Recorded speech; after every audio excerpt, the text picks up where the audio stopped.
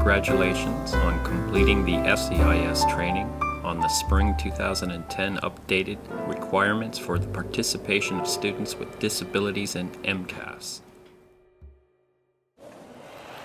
In a world where competition is global, in a land where high-stakes testing abounds, there is a game where no child is left behind and accommodations level the playing field.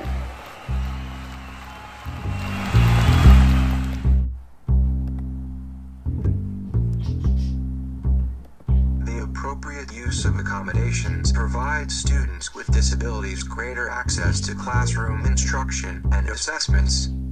Decisions about which accommodations are provided to students must be made carefully based on the requirements outlined in this manual.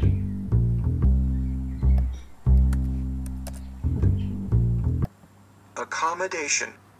A test accommodation is a change in the way a test is administered or in the way a student responds to test questions.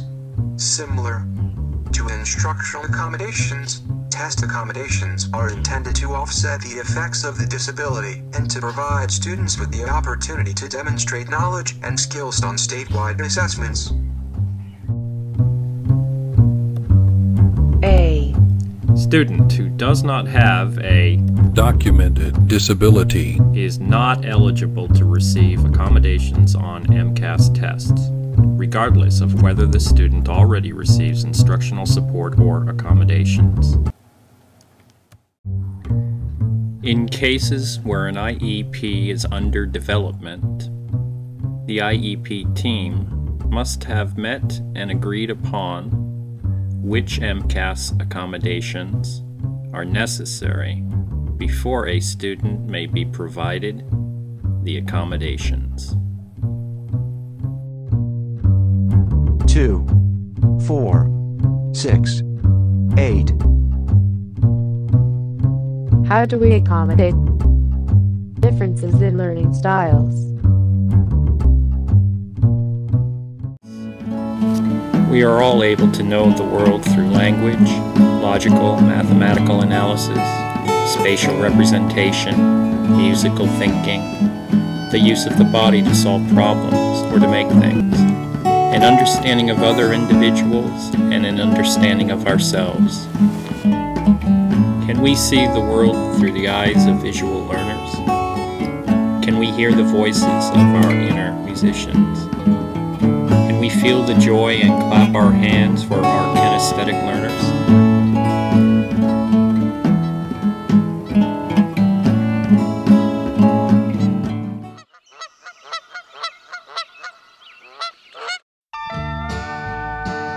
In 1956, Benjamin Bloom led a group of educational psychologists to develop a classification of cognitive functioning important to learning. Who are on the road must have a code that you can live by, and so become yourself.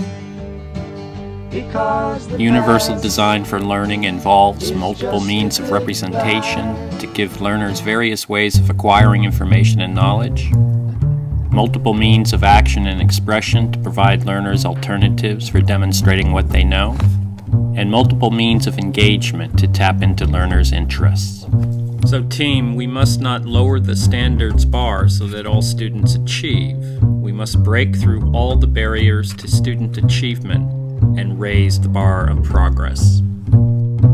If we could level the field, then all students would have a chance to win.